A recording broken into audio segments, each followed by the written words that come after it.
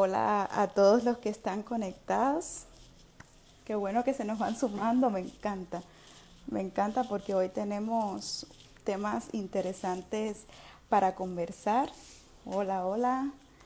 Ya se nos van sumando. Maravilloso. Hola Irik, saludos. qué bueno por acá, qué bien.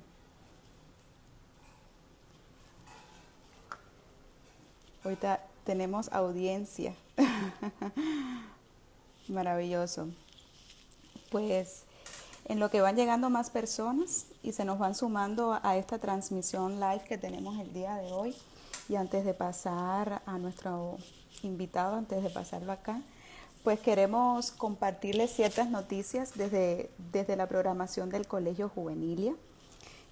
Sorpresas que se han ido preparando desde las direcciones.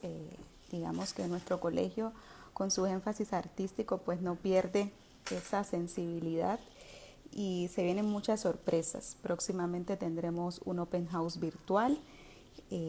Estaremos llevando a cabo pues nuestra peña artística y científica también de manera virtual, que será maravilloso, romperá yo siento que todas las expectativas.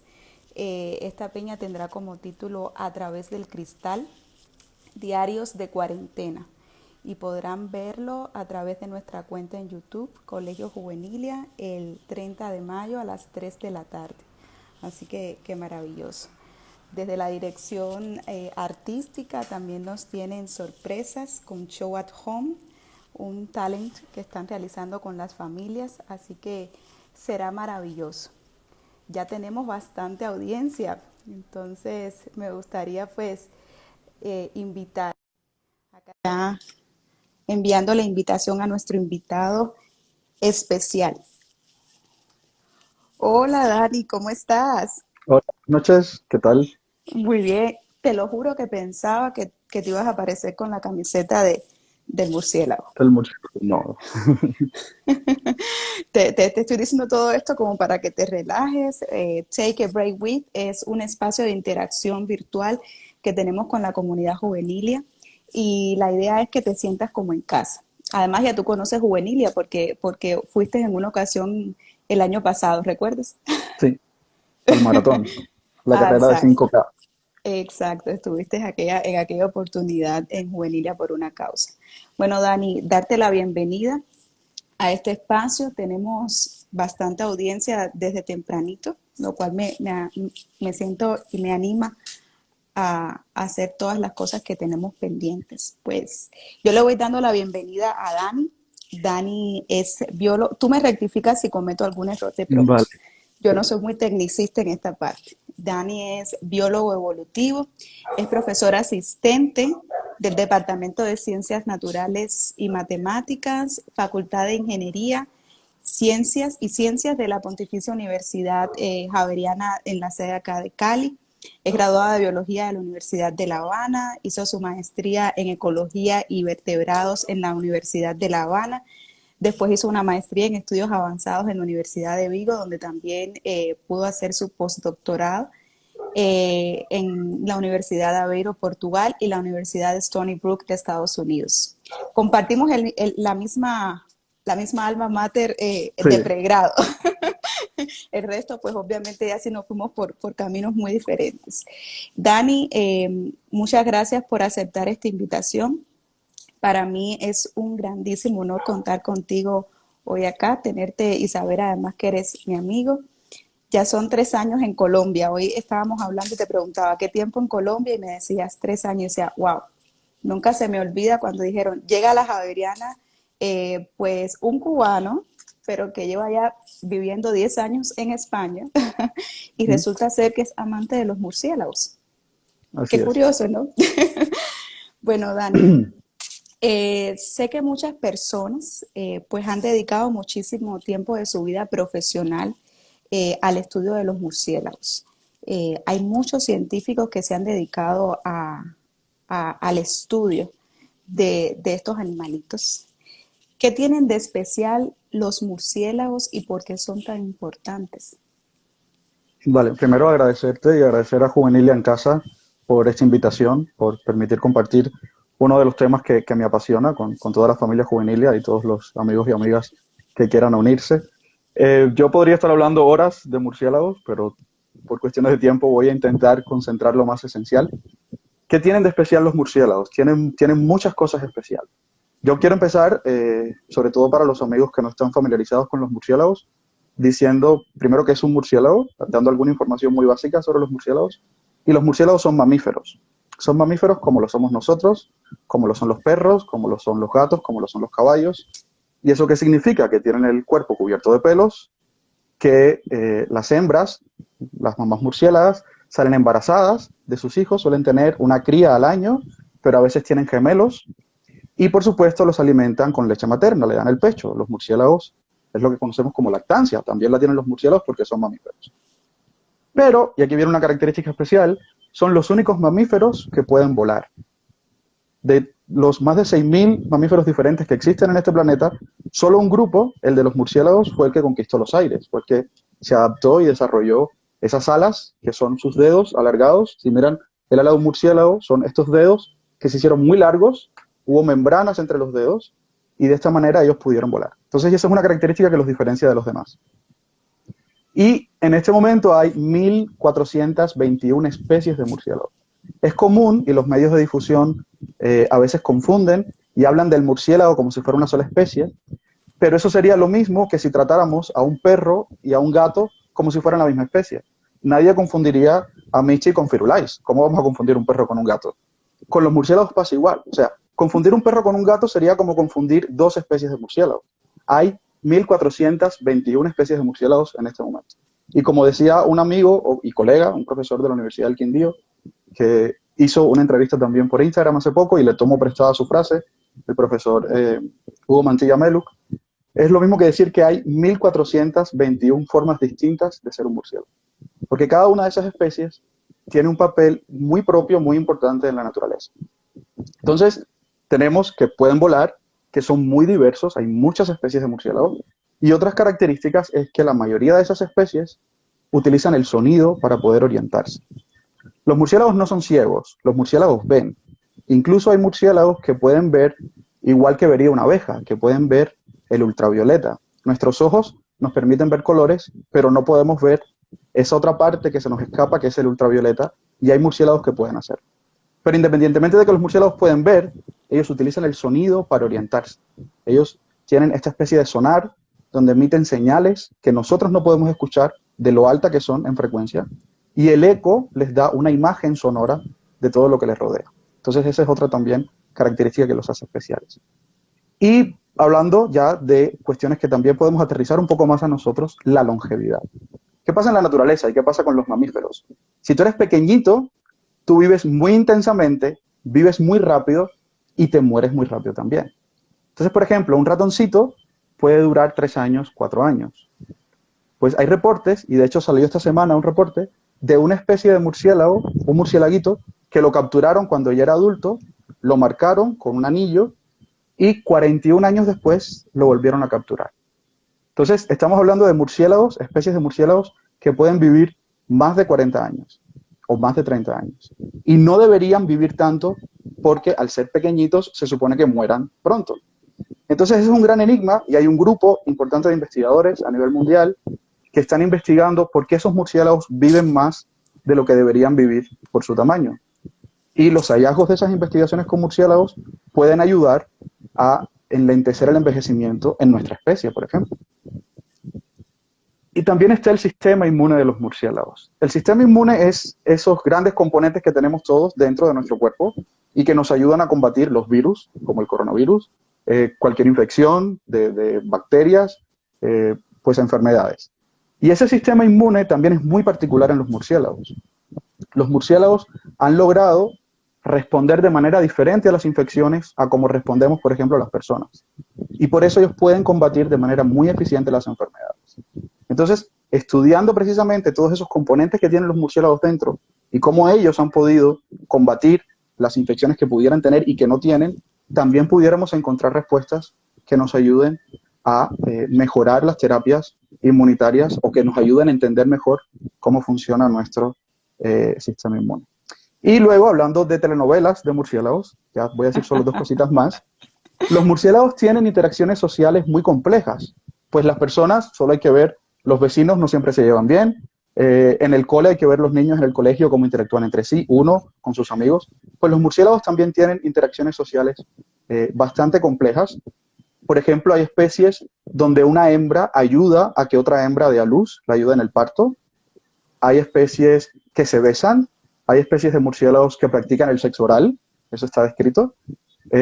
Y la última noticia que salió, dos publicaciones, dos estudios independientes, demostraron que los murciélagos también practican el aislamiento social. Eso es lo que estamos en este momento nosotros inmersos y que nos molesta, pues vamos a sentirnos solidarios porque hay otras especies de animales que también tienen aislamiento social. Estos murciélagos que viven en grupo, cuando uno se enferma, lo alejan del grupo y no establecen contacto de nuevo con ese murciélago hasta que se pone bien de salud, hasta que se mejora. Entonces eso es impresionante. Hay otros animales que también lo hacen, los murciélagos no son los únicos. Las hormigas, por ejemplo, practican también el aislamiento social. Son animales que viven en grupo. Pero bueno, es otro detalle que me parece interesante compartir, que fue un estudio que salió hace poco sobre el aislamiento social de los murciélagos. Y finalmente la dieta, y eso nos llevaría a la parte de la importancia de los murciélagos. No sé si hago una pausa, si... No, ¿Sí? adelante, Bien, adelante. continúa hablando. Yo estoy aquí probablemente como la mayoría de nuestros espectadores diciendo como que, ¿en serio? Eso no me lo sabía. Bueno, hay Bien, vale. varias preguntas. Bueno, perfecto. Yo encantado de responder las preguntas. ¿Qué pasa con la dieta de los murciélagos? Cuando pensamos en murciélagos, recuerden que habíamos hablado de más de 1.420 especies. La mayoría de los murciélagos se alimentan de insectos. Y vamos a pensar aquí que muchos de esos insectos que comen los murciélagos son mosquitos, por ejemplo. Hay datos de trabajos que se han hecho siguiendo murciélagos por la noche, viendo de cuánto se alimentan, que encuentran que un murciélago, una especie de murciélago, un solo individuo, puede comer en una hora 1.000 mosquitos. Entonces, si estamos en un sitio donde los zancudos nos están molestando, imaginemos cuántos más zancudos habría si desaparecieran los murciélagos. De hecho, una colonia de 30.000 murciélagos, colonia se le llama a las agrupaciones de los murciélagos cuando viven juntos, de la misma especie, a eso se le llama colonia. Y una colonia de 30.000 murciélagos puede comer en un año 50 toneladas de insectos. Y esas 50 toneladas de insectos, dentro de esas 50 toneladas de insectos, 15 toneladas son de mosquitos. Entonces, si nos damos cuenta que hay enfermedades que nos afectan a nosotros, que son transmitidas por los mosquitos, como el Zika o el dengue, y vemos que los murciélagos son tan buenos alimentándose de mosquitos, entonces los murciélagos están cumpliendo una función ecológica que nos ayuda a nosotros también. Son beneficiosos, son aliados en vez de enemigos, y creo que de eso hablaremos un poquito más tarde.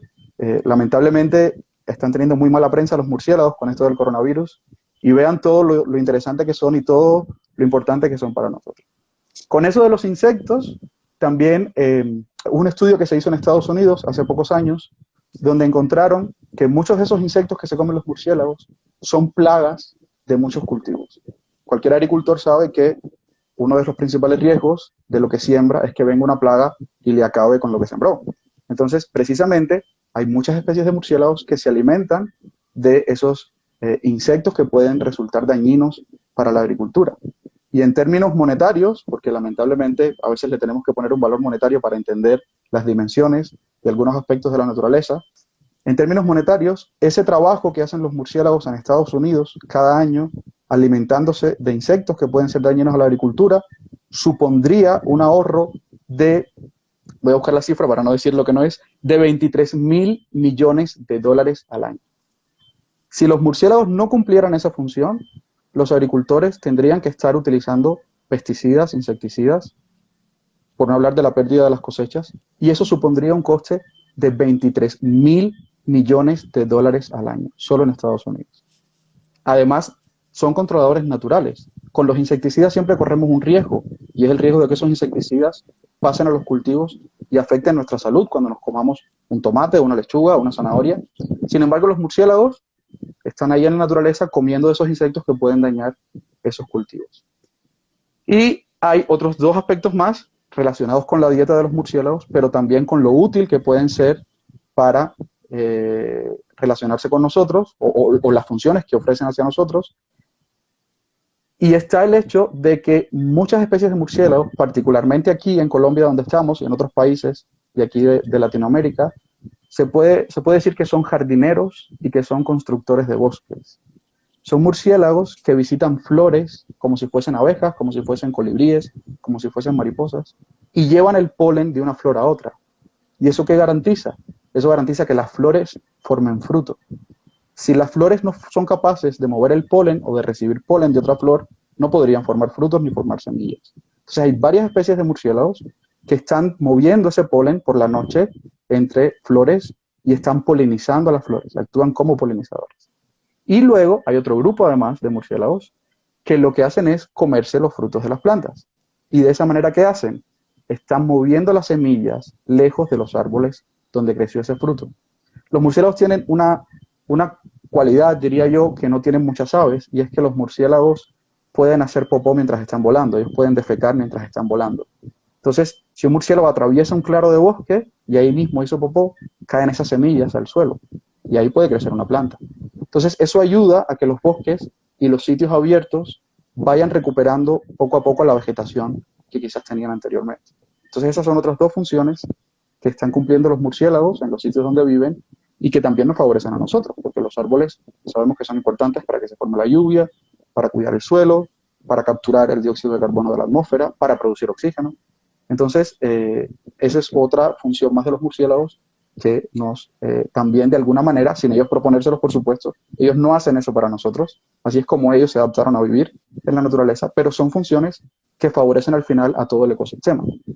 Y ya lo último, sí más aterrizado a los humanos, estudios de este sistema que yo hablaba al comienzo, que usan los murciélagos de alta frecuencia para orientarse en el espacio, se han realizado estudios y se han diseñado equipos que ayudan a las personas que tienen algún tipo de limitación visual a poder orientarse en el espacio.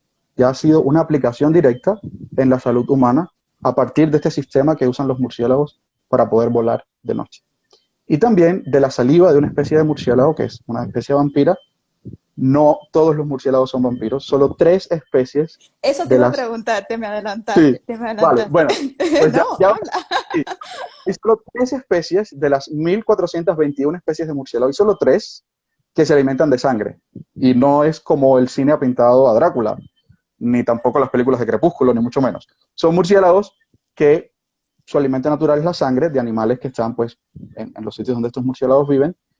Y esos murciélagos tienen que evitar que esa sangre se coagule. Cuando nosotros nos hacemos una cortada, llega un momento en que la sangre deja de salir y se forma pues como una costra, algo que cierra eso. Eso es la coagulación de la sangre.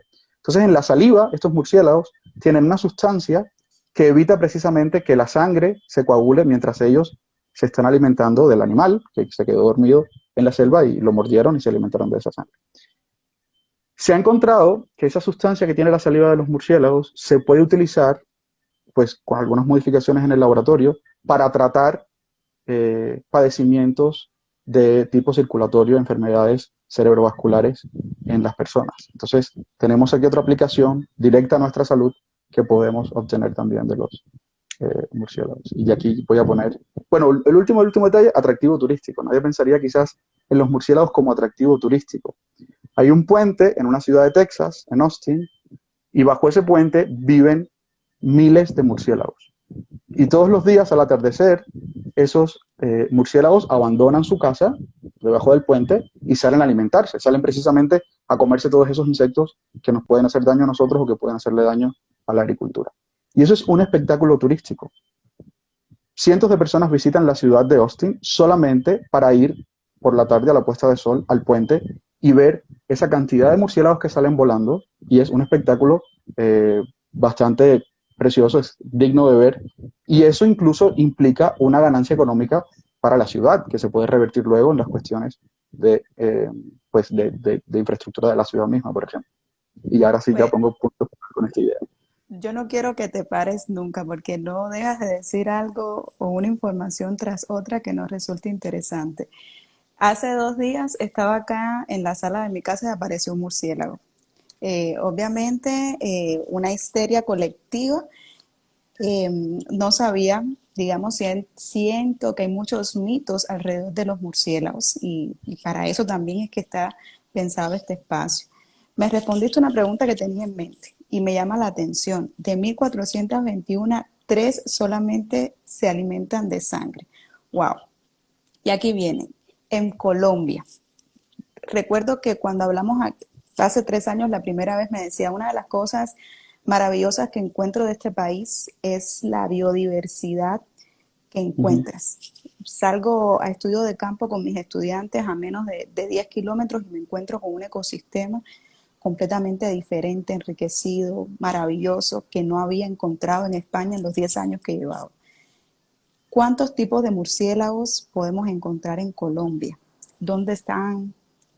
¿Representan esos murciélagos algún peligro? Ok, sí, efectivamente Colombia, y yo no me canso de decírselo a mis estudiantes y a cualquier colombiano o colombiana con quien yo hable, que deben estar aburridos de que les digan, Colombia es un país con mucha diversidad, Colombia tiene una naturaleza impresionante, es el país con más diversidad de aves, es el país con más diversidad de orquídeas, pero realmente eso es un tesoro, o sea, eso es un tesoro. Y el ejemplo que yo pongo a continuación es ese. En Cuba, por ejemplo, tenemos solo 26 especies de murciélagos. En mi primera salida de campo para trabajar con murciélagos que hice aquí en Colombia, estuvimos cerca del balneario Valparaíso y en una noche capturamos 13 especies de murciélagos. O sea, la mitad de todo lo que En encuentran una en noche. Cuba lo capturamos en una noche en este sitio, que es un sitio espectacular además. Entonces, claro, para mí eso es un shock, porque es ver una diversidad que abruma a quienes amamos y conocemos la naturaleza. Entonces, en toda Colombia hay 209 especies de murciélago. Para toda Colombia se ha registrado un total de 209 especies diferentes. Este es un estudio que hicieron un grupo de investigadores, entre ellos varios amigos y colegas colombianos, muy buenos investigadores. Y esas 209, si estamos hablando que el total de especies en el mundo es 1421, eso representa la séptima parte. O sea, solamente Colombia tiene un séptimo de todas las especies de murciélagos que hay en el mundo. Entonces yo creo que eso es algo para quienes vivimos en Colombia, colombianos y extranjeros, nos sintamos orgullosos, ¿no? De tener esa riqueza natural en este país. Y lo otro es que habíamos dicho, recuerden que los murciélagos son eh, mamíferos, ¿cierto? Como lo son los gatos, como lo son los caballos, como lo somos nosotros. En Colombia, el número total de especies de mamíferos es 528. Hay 528 especies de mamíferos. Si de 528, 209 son murciélagos, eso Wow. significa que de cada 5 especies de mamíferos, 2 son murciélagos. Entonces son un componente importante, no solo en los términos que representa absoluto, sino comparado con los demás mamíferos que hay, de biodiversidad. ¿Representan algún peligro? No representan ningún peligro.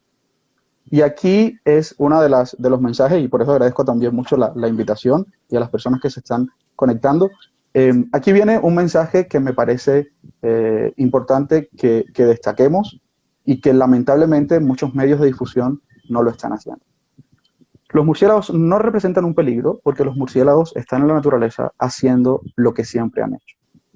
Los murciélagos que se alimentan de insectos, que polinizan flores, que dispersan semillas, que capturan otros animales, porque hay murciélagos que capturan otros animales. E incluso las 3 especies de murciélagos vampiro, que las 3 están aquí en Colombia, una es más abundante y común que las otras 2, pero están aquí, no Esa representan no, un esa peligro. no fue de las que entró a mi casa, ¿no? No, no, no creo, no creo. No representan un peligro, ellos están cumpliendo una función. ¿Cuándo representan un peligro? Cuando nosotros nos metemos en la vida de los murciélagos. Los murciélagos están tranquilos y no quieren que nadie los moleste. Si nosotros empezamos a entrar en contacto con los murciélagos, haciendo lo que no debemos, por ejemplo, entrando en túneles donde ellos vivan y molestándolos, o talando árboles que les sirven a ellos de refugio, o construyendo cerca de un sitio donde vivan murciélagos, pues claramente vamos a entrar en contacto con ellos. ¿Y el murciélago qué va a hacer? Va a reaccionar. Pero no va a reaccionar atacándonos. El murciélago, de hecho, nos va a evitar. Somos nosotros, o sea, lo voy a decir de otra manera, son los murciélagos los que nos tendrían que tener miedo a nosotros, no nosotros a ellos. Porque lamentablemente buena parte de nuestra historia interactuando con la naturaleza es de una manera destructiva. Entonces, los murciélagos no representan ningún peligro si los dejamos tranquilos. Se pueden dar, obviamente, situaciones puntuales. Por ejemplo, que haya una colonia de murciélagos en el techo de una casa. Entonces, en ese caso, lo recomendable es hablar con expertos. Hay varios expertos.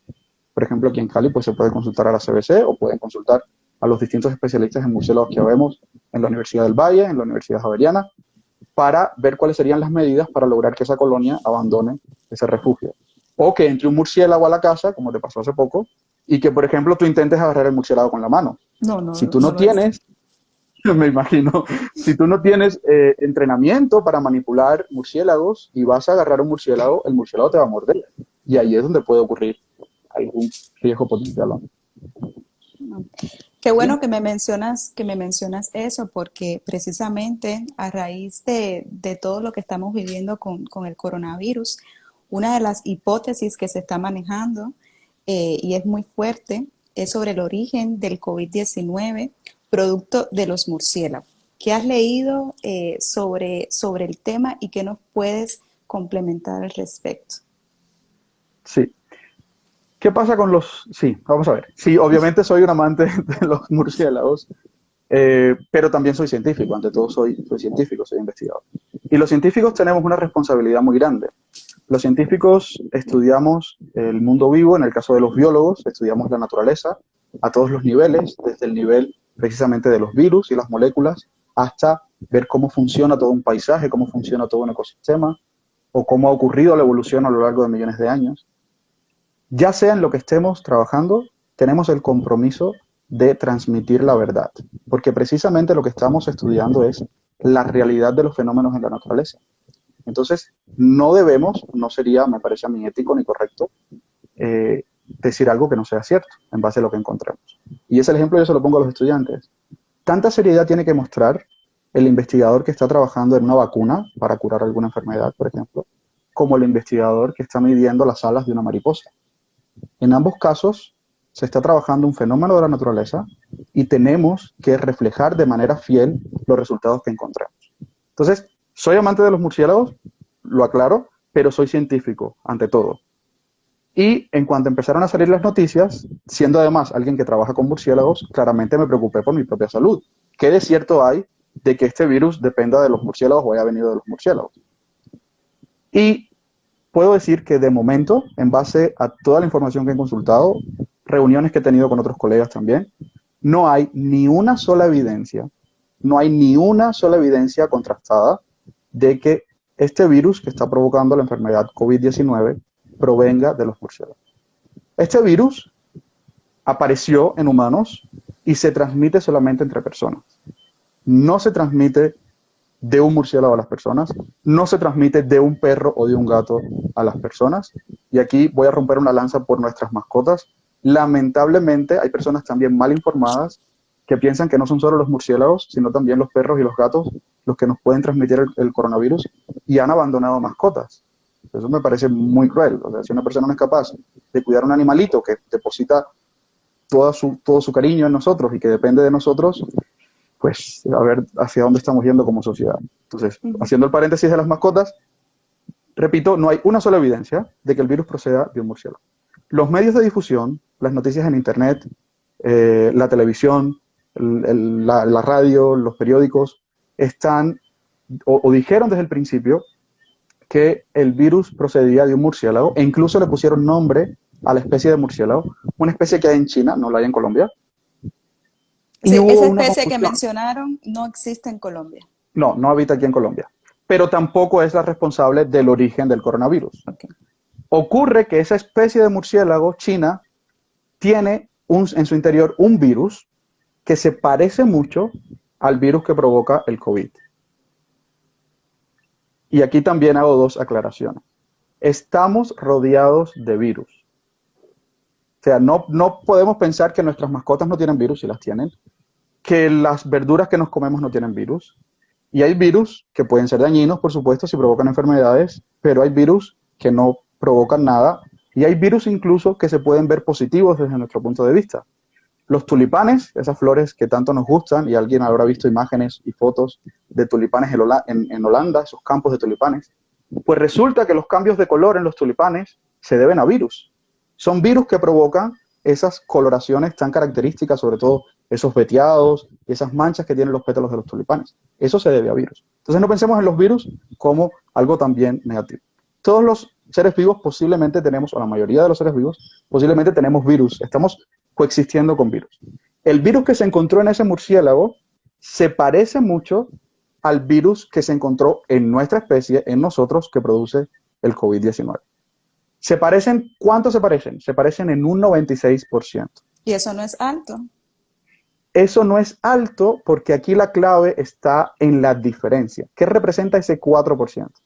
Y la clave está también en que nosotros, nuestra especie, se parece a otra especie en un 96% y nadie nos confundiría. Nosotros nos parecemos genéticamente, saben que el material genético es ese código que tenemos todos dentro en cada una de nuestras células, que es el que determina nuestra estatura, el color de los ojos, propensión a enfermedades, etc. Eso es lo que caracteriza la identidad del virus. Digamos que es como la cédula del virus o la cédula de cada ser vivo. Entonces, ese material genético del virus en el murciélago chino se parece en un 96% al virus que produce el COVID-19, y nuestro material genético se parece en un 96% al material genético que tienen los chimpancés. Y nadie nos confundiría con chimpancés. Nadie diría que los chimpancés y nosotros somos la misma especie o somos la misma cosa. Entonces, ¿por qué razón decir que el virus que produce el COVID-19 y ese virus que se encontró en el murciélago son la misma cosa? No hay ningún basamento, no lo son. Y ese 4% de diferencia, a veces, pues, el diablo está en los detalles, como dicen muchas veces, ese 4% de diferencia es clave porque el virus, para que un virus entre a una célula, el virus tiene que utilizar un mecanismo que es como una especie de llave. No es que la célula esté disponible para que el virus entre y la infecte. Entonces, precisamente esa diferencia del 4% tiene que ver con esa llave. La llave que tiene el virus del murciélago chino, en el que se encontró, es distinta a la llave que usa el coronavirus para entrar en nuestra célula. Por eso la diferencia es importante. Y el tercer elemento que me gustaría añadir es que desde que se detectaron los primeros casos de coronavirus, se ha obtenido en el laboratorio esa cédula de identidad, ese genoma, esa información genética de cada uno de los distintas modalidades, por decirlo de alguna manera, de virus que han aparecido en los países. Aquí en Colombia, por ejemplo, se obtuvo ya hace unas semanas el primer genoma de este tipo de virus que produce el coronavirus. Y toda esa información se sube a una base de datos que es pública. Cualquier persona con una conexión a Internet puede entrar a esa base de datos y puede revisar esa información. Análisis que se hicieron, que también están disponibles, estiman que el virus que nos afectó a nosotros tiene una edad aproximada de 40 años. O sea, el virus que nos afectó a nosotros ya existe desde hace 40 años. Y esto tiene que ver precisamente con lo que pasó también con las noticias del famoso mercado de la ciudad de Wuhan. Un porcentaje alto de las primeras personas que se enfermaron de COVID en China, en Wuhan, ni siquiera habían ido a ese mercado. Entonces, este virus lleva ya 4 décadas y por algún motivo, a finales del año pasado, fue que empezó a manifestar su naturaleza infecciosa. Pero no es que en noviembre un murciélago chino mordiera a algún chino o alguna chinita y le transmitiera el virus. No, es el virus que más se parece al del COVID, de nuevo, es el que más se parece, que está en el murciélago, no es el del COVID. El virus que produce el COVID lo transmitimos solamente las personas entre nosotros cuando claramente descuidamos estas medidas de higiene y de aislamiento. Interesante. Nos preguntan por acá qué altura tienen los murciélagos. Supongo que sea tamaño lo que se pregunta, ¿no? Tamaño, debe ser tamaño, sí. El tamaño de los murciélagos se mide de varias formas. Se mide por su peso o se mide, por ejemplo, por el largo de las alas, cuando se abren las alas. Y las alas engañan un poco, porque hay murciélagos que cuando uno los ve, el cuerpo realmente es pequeñito, pues puede caber en la palma de la mano, pero con las alas abiertas dan la impresión de ser animales más grandes, mucho más grandes. Hay murciélagos muy pequeños, hay murciélagos casi que del tamaño de mariposas, de algunas mariposas grandes, y hay murciélagos que si abren las alas pueden tener más de 70 centímetros de punta a punta del ala. Esos murciélagos, pues aquí en Colombia hay un par de especies que son un poquitito así grandotas, pero no es lo más común. Y los más grandes viven en Asia, no viven aquí en América. Retomando un poquito sobre esos orígenes del COVID, hay otra de las hipótesis que se manejan, como decías, como científico, que el COVID-19 fue creado en un laboratorio. ¿Cuál es tu opinión referente a esas especulaciones o quizás que se están manejando? Que se fue creado en un laboratorio en China. Vamos a ver.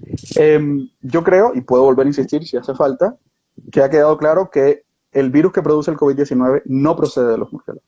Eso es, yo creo, o sea, me gustaría que las personas tuvieran eso en cuenta, los amigos y amigas que están conectados.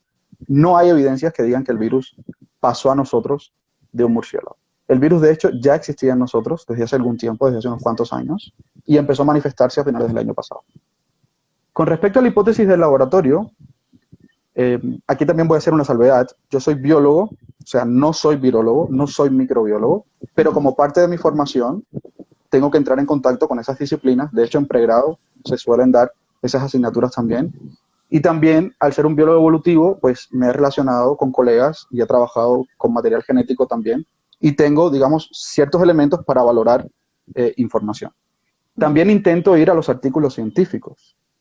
Con el respeto que se merecen los reporteros y las reporteras, no es lo mismo que un reportero, a menos que tenga una buena formación en temas científicos, haga una interpretación a ir a la fuente original de un estudio. Yo siempre incluso le recomiendo a mis estudiantes que vayan a las fuentes originales.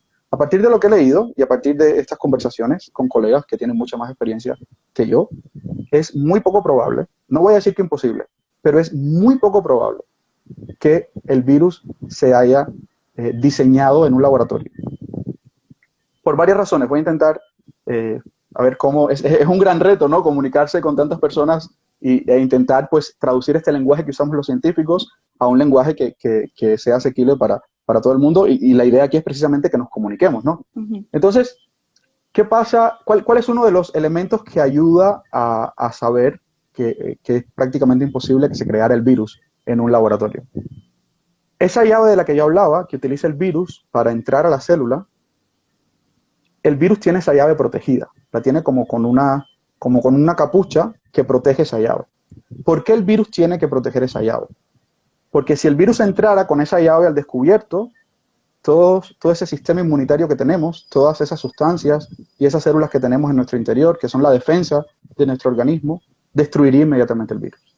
Entonces el virus tiene que cubrir su llave para engañar a todos esos policías que tenemos dentro de nuestro cuerpo que nos están protegiendo.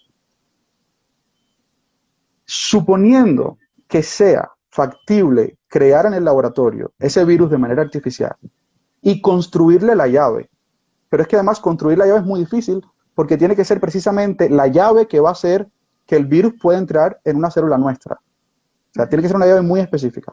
Suponiendo que eso sea posible, resulta prácticamente imposible construir la capucha que protege la llave.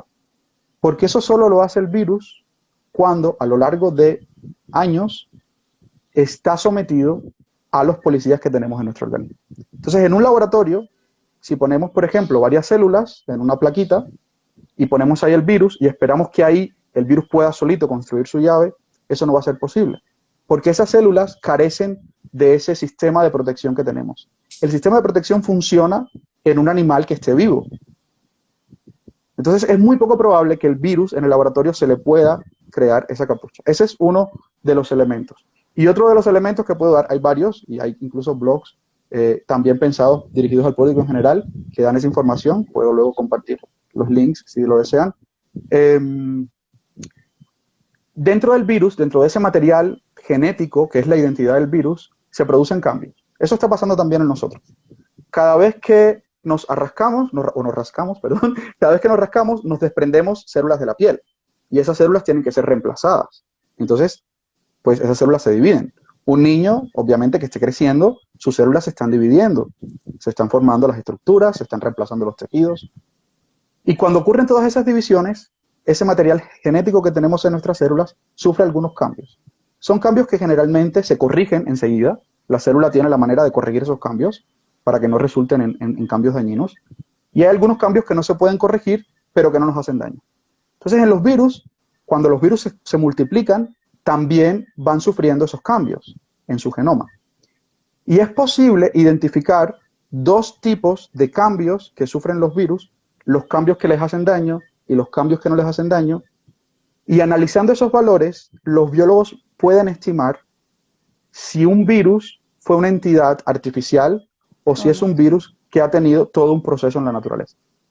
Y lo que se ha hecho con todos esos genomas del virus que produce el COVID, que están disponibles, repito, en bases de datos en Internet para que todo el mundo lo revise, ha sido comprobar precisamente esos cambios que ha sufrido el virus del COVID, y han encontrado, a partir de esos valores, que es un virus que ha estado evolucionando en la naturaleza. Entonces son dos de los elementos que quiero decir. El tercero y último de este tema es algo que quizás está relacionado también con tu profesión, y me encantó cuando leí eso en el artículo, lo que se llama sesgo de confirmación. Y es que una persona que está en una situación de estrés o de angustia tiende a buscar la información que apoya su punto de vista. O sea, no le interesa buscar una información que sea cierta, sino buscar una información que apoye las preconcepciones que tiene esa persona. Entonces se corre un gran riesgo si se genera esta cultura de pánico por los medios de comunicación, si creemos que una persona, por ser un presidente, por ser un científico que ganó un premio Nobel hace unos años, emite un planteamiento y ya con eso, como realmente quizás de manera subconsciente queremos creer, queremos buscar un culpable o queremos buscar algo que nos permita sentirnos más seguros, pues hacemos caso al planteamiento que hizo esa persona, a la opinión que dio esa persona, sin sentarnos a analizar ni siquiera la lógica detrás de ese planteamiento. A nadie se le ocurriría coger el cloro con el que limpia el baño y bebérselo para curarse del coronavirus. Y el presidente de Estados Unidos recomendó a los ciudadanos de su país que hicieran algo parecido. Entonces ahí es cuando pues va a haber personas que van a defender esa opinión porque es el presidente a quien apoyan y porque consideran, o sea, están en una situación desesperada quizás y le hacen caso porque es una autoridad pública, pero hay que analizar un poquitico, hay que ir siempre a la base y pensar cuán de cierto hay en esos planteamientos y confiar, por supuesto, en los científicos, en las En la investigaciones que se comunidad realizan. científica. Dani, Correcto. nos hacen una pregunta. ¿Cuál es tu murciélago preferido? Nos pregunta. Yo tengo no tengo un murciélago preferido. Son 1421 especies, es muy difícil, ¿no? Elegir una especie preferida. Yo tengo tres especies, si se quiere, preferidas. Hay dos que viven en Cuba y en otras islas del Caribe, que son, una parecería muy fea. Está la frase de que la belleza está en la persona que mira. Pues, por ejemplo, para una madre sus hijos siempre van a ser lindos, eso no hay ninguna duda. Siempre son Eh, lindos. Siempre son lindos. Entonces, hay un murciélago que pudiera parecer feo para otras personas, pero tiene un color anaranjado intenso, es así como color ladrillo intenso. Ese me encanta, ese murciélago me encanta.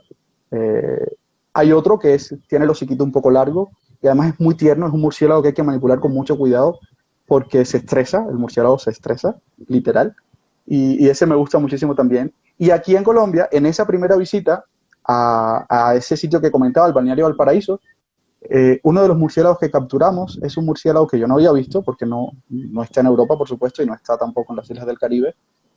Y es un murciélago que es de color pálido y tiene, pues, en el hociquito y las orejitas, tiene unos tonos amarillos. Y también es muy tierno.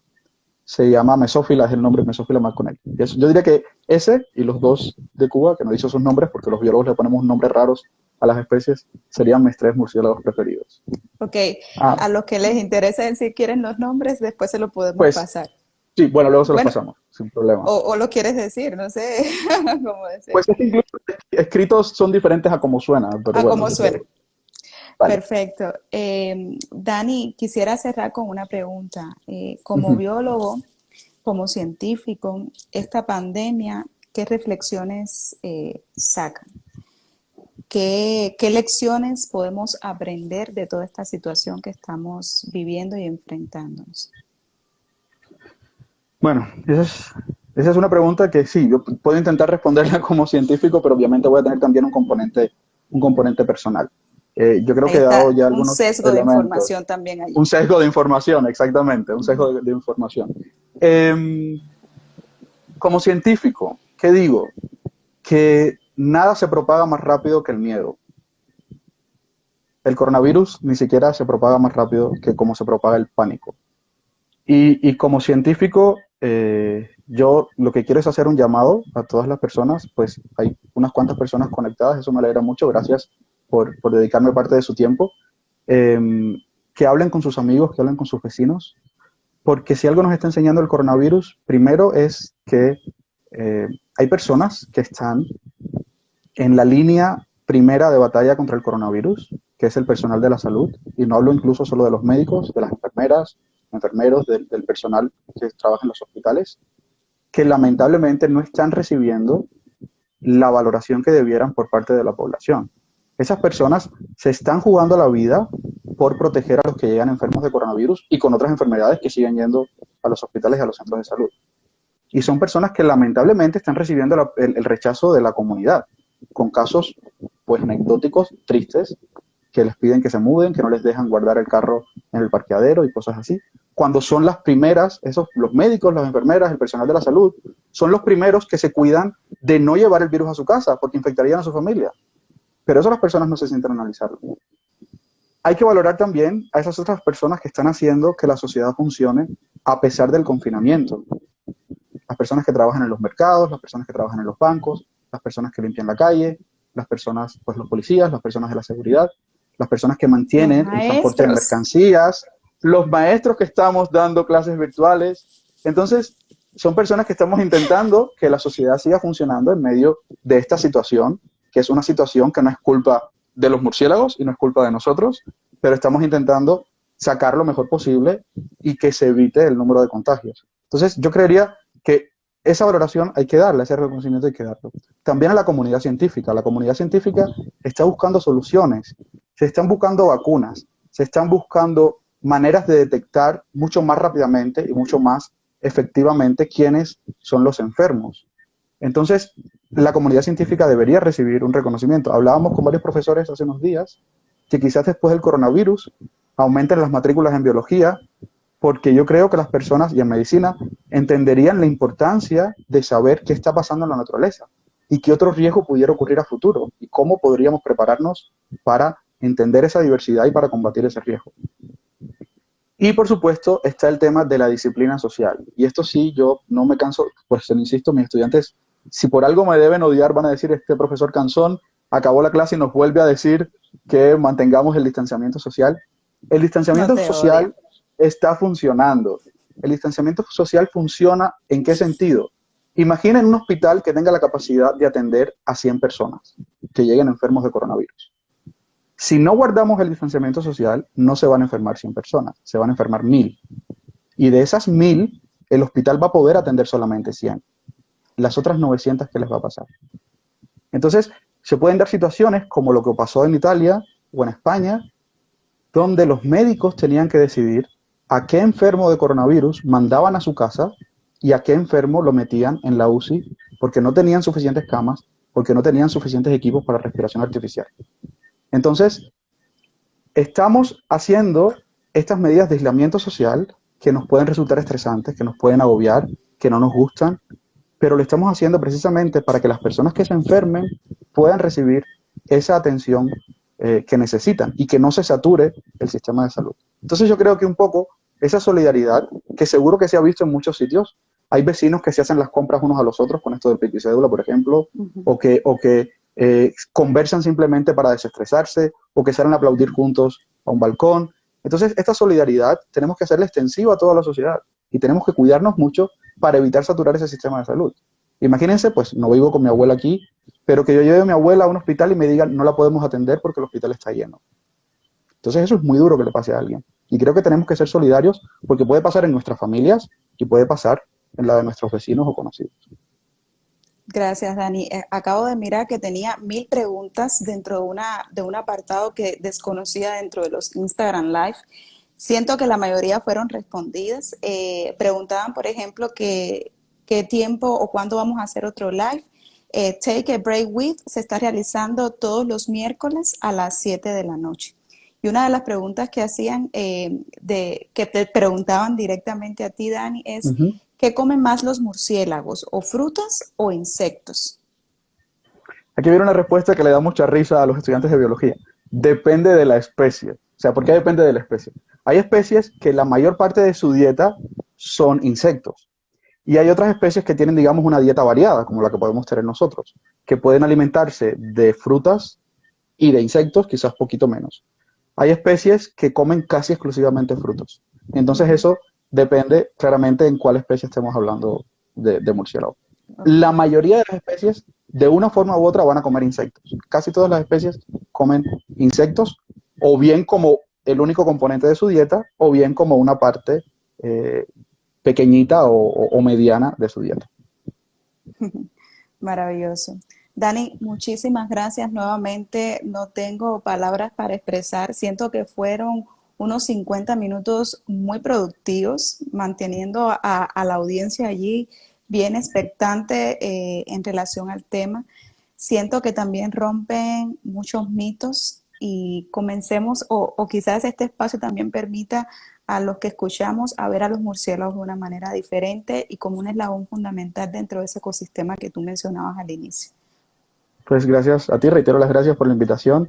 Y sí, ojalá se den de estos espacios. Somos nosotros los que debemos ser los defensores de esos murciélagos que son aliados y ser defensores también de la verdad. Tenemos que ayudar a que nuestros vecinos, a que nuestros familiares no se alarmen con estas noticias e intentar explicarles la mejor manera de poder sobrellevar esta situación hasta que mejore, que va a mejorar, porque esto se va a pasar, seguro que sí. Entonces, pues gracias de nuevo a ti y a Juvenilia por la invitación. Bueno, dar un abrazo. Chao. Chao, chao a todos, gracias a todos. Chao, chao a todos. Muchísimas gracias y los esperamos el próximo miércoles a las 7 de la noche en otro espacio de Take a Break with. Chao. Chao.